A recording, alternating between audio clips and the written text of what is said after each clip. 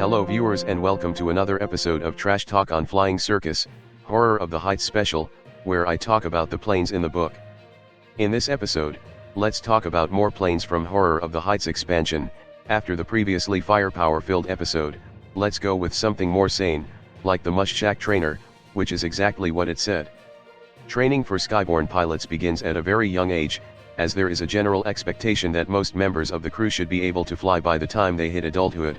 For many larger ships, a dedicated trainer is well worth the investment. The Mushshak differs from many other standard Skyborn designs in method of construction, being made more conventionally of canvas over a wooden frame. This weight-saving measure was adopted not for performance reasons, but to make disassembling the machine easier, as when not in use, they are usually taken apart, with the engine, a bizarre diesel rotary, used for utility purposes. The Mushshak is armed, not because it is intended for combat, but as defense against high-altitude creatures. It was not designed with the expectation of ever touching the ground, or even descending below cloud level, but if you need to fly at very high altitudes on the cheap, it's a good option. The Mushshak Trainer is definitely one of the more unique plane in Flying Circus. It's a two-seater, with both seats having control of the plane, one for the trainee, and one for the trainer. It also comes with a pair of pneumatic LMG because the sky can be very dangerous up there. As for its stat, it's actually quite fast, with a good 180 horsepower engine that can give it quite a boost and function well at extreme altitude. It's rather fragile however, but since you are not expecting it to get shot, that's fine. It also has an ridiculous fuel range to reach just about anywhere. However, the engine isn't exactly that reliable, do not work well close to the ground at all, and it's not that stable. Totally the stat you are looking for to train your valuable new pilot. Like most Skyborn plane, it has Zeppelin hook to let it land on a Zeppelin, and while its handling isn't the best, it has bonus from rotary engine and wing warping that lets it turn very fast. Also, diesel engine, so you never need to worry about the engine being on fire, you just need to worry about being set on fire by other things instead. As for its variations, there's Night Raider variant, a version of the Mushshak with the co-pilot seat replaced with 6 massive bomb. Remember to remove the extra frame section, and there's the glider variant, which remove the engine, fuel tank, 3 frame slots, and probably the guns too because it's not gonna work without the engine, for a glider that can glide to the surface safely. You might be wondering, how does a glider works in Flying Circus? Well, for one, you can only gain speed from diving, or altitude adjustment. Also, energy loss will be affecting you heavily, as you have basically zero max speed, so it will always cut down on your speed and you have to glide down to keep the glider stable. Eventually, you will need to land from losing all of your potential energy, so yeah, don't fight in a glider unless you want to get your shit kicked in, or if you are a Skyborn in a wingsuit, then go ahead and fight someone at sword point in the sky. Which is why there was a period of time when the military used glider to transport troops and heavy equipment instead, primarily during World War II. These engineless aircrafts will be towed into the air by other aircrafts and released close to their target, and from there on, the glider will glide down, hopefully land somewhat intact on the ground to release its payload. Using glider to land troops has the advantages of giving them heavier equipments than para-dropping would, and usually, the gliders are treated as expendable, though most countries try to recover them when possible.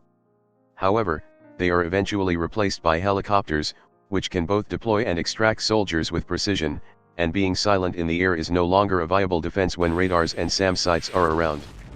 Anyway, moving back to the plane, the Mushshak Trainer is a plane fully designed for the purpose of training new pilot, so you probably won't be flying one on your own, unless you want to get to somewhere fast on extreme altitude and cheaply.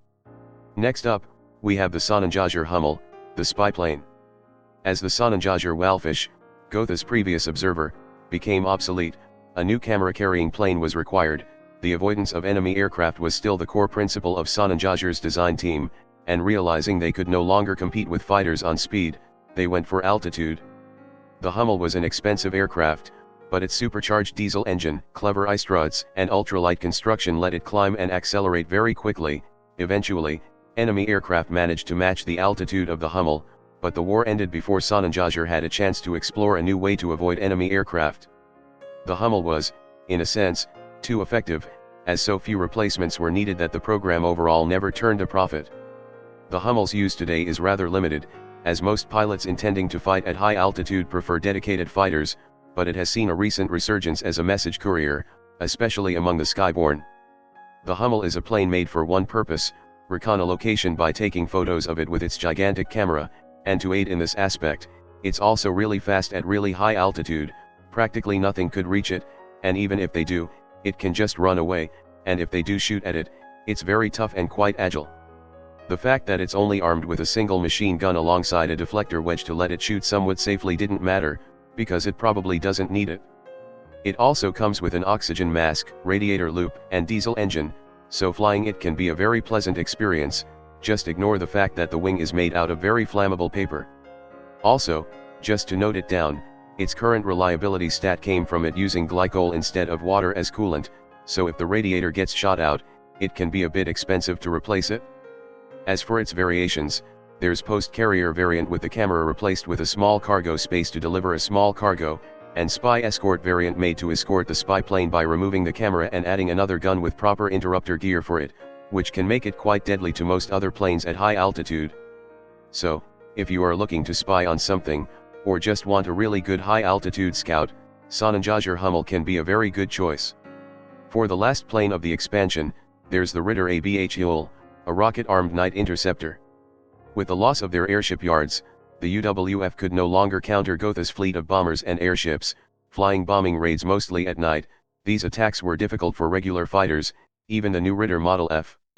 The Model AB Hule was a stopgap measure in anticipation of a dedicated night fighter, an obsolete Model A Schwalbe with original pilot seat deleted.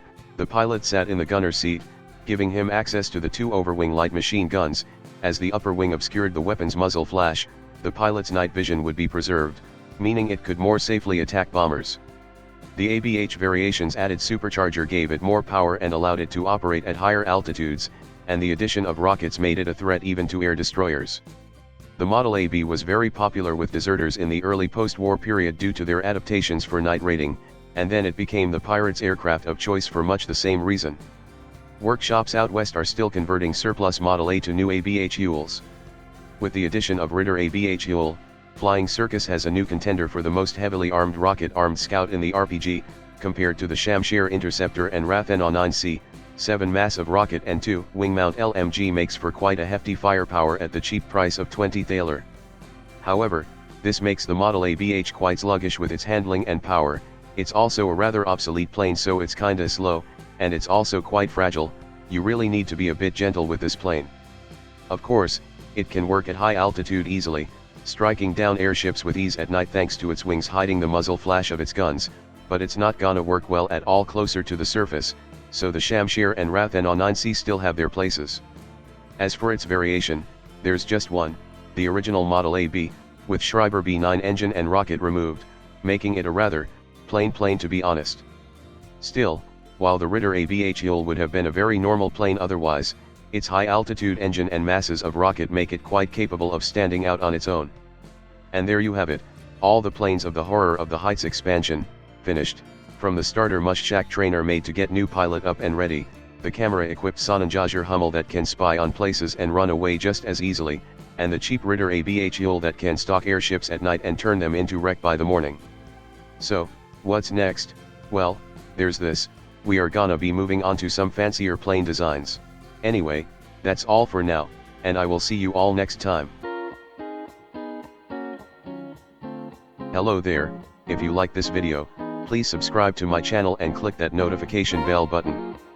If you really want to support my channel, you could visit my Patreon page, or buy me some coffee, links in the description. Anyway, have a nice day.